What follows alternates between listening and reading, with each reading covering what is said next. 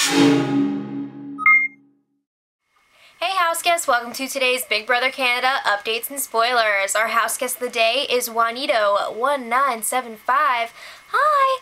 So Juanito is also a very big Big Brother fan, and he has made a video about his thoughts on the first few episodes. So if you guys want to check it out, I will leave the link in the info for this video and show him some love. So if you want to be house guest of the day, send me a private message on YouTube and we'll make it happen. Alright, so I want to start off today's spoiler by asking you guys a question. This isn't just about Big Brother Canada, it's about Big Brother in general.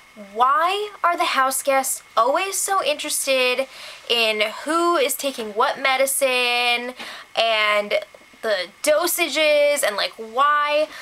I don't understand. Like, mind your own business. The reason I'm bringing this up is because Heather like brought out the medicine for everyone to take, and because like I guess they have to like be distributed their medicine. I don't know, it's weird, but everyone was freaking out because they found that Sarah is taking Ativan, which I didn't even know what that was. I had to look it up. Apparently it's like some sort of anxiety or like depression medication or something. But they were all like, oh, why does she get to take that? Who's taking that? Blah. So then they were asking her about it, and she was so upset. She was like crying her eyes out about it. She was embarrassed because she thought it made her look weak. And like the only reason I'm bringing this up is because they like made it into this huge thing, so it like became an issue.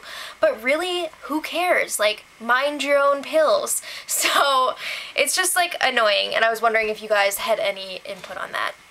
Moving on, Heather and Allison are up on the block, and Sabrina is practically jumping for joy that Allison is in danger and could possibly be going home this week. She is ready to sink those claws into Andrew, and it's going to be that much easier if Allison isn't there. So let's talk some game. Ika is still really shaken up about what happened last week because she was expecting Heather to be out of this house. She thought she was going to be in the house's good graces, and it didn't really turn out that way. So she was talking with Netta, Rochelle, and Sabrina, and she was like, so is this like Girls Alliance still a thing? So Sarah was hardcore throwing Sabrina under the bus, like big time.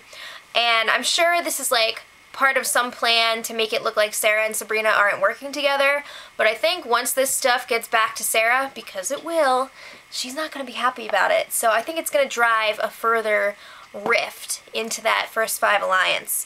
But things were starting to get really heated between Ika and Sabrina. Sabrina was like, why are you looking at me like that? And Ika was like, I'm looking at you because you're talking, so I'm looking at you. It's what happens when you talk to someone.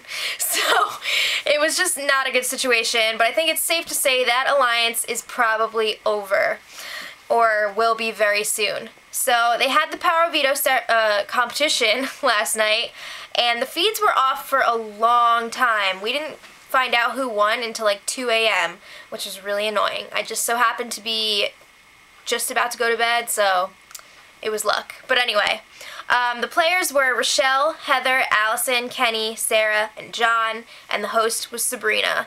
So apparently it was some sort of like sports theme, there was some lacrosse involved, and it was also one of those like Dirty Santa competitions where each house guest gets either a prize or a punishment, and depending on when you're out of the game, you can like either take someone else's prize or get a new one, and then you can like swap, and it's craziness. You guys know what I mean. So let's talk about the results. Allison ended up winning the POV, so don't get too excited, Sabrina. She's staying another week, unless there's a double eviction. Rochelle gets to wear a hot dog suit. Heather is wearing this 80s outfit and a pedometer, and she has to walk 10,000 steps a day. And just for some reference, they said that the normal stepping for a typical person is 5,000 steps a day, so she's got her stepping cut out for her. Kenny won some money, $18, so he can go and buy himself a new beard comb.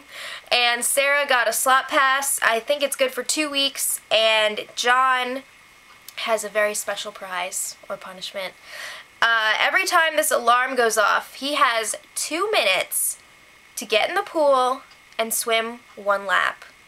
Now, it kind of sucks that he got this punishment because he popped out his shoulder like not that long ago jumping in the pool. So he really needs to be careful with that. So it might not be the best thing, but I guess as long as he's careful, it's whatever. The thing about these punishments, I don't know the duration yet. It's not really out there and clear yet, but when I find out, I'll let you guys know.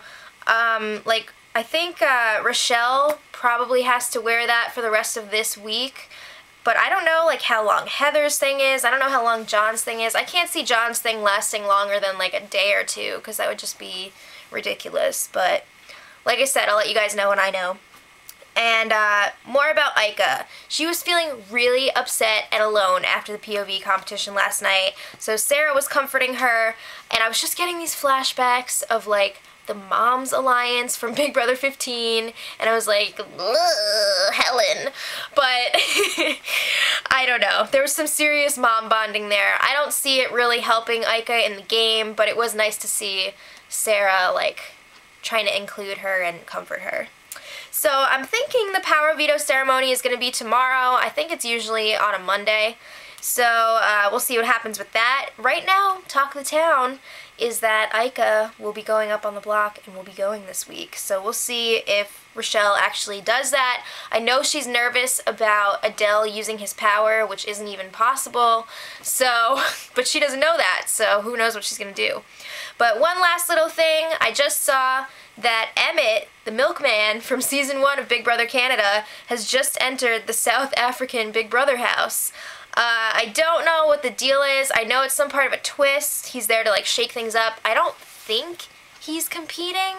I don't know if it's like a Dan situation when he just went in the house last season and was like hanging out with them and giving them challenges. But it's pretty exciting if you're an Emmett fan, and hopefully I'll have more on that tomorrow and much more. So until then, much love. 3, 2, 1. Edit.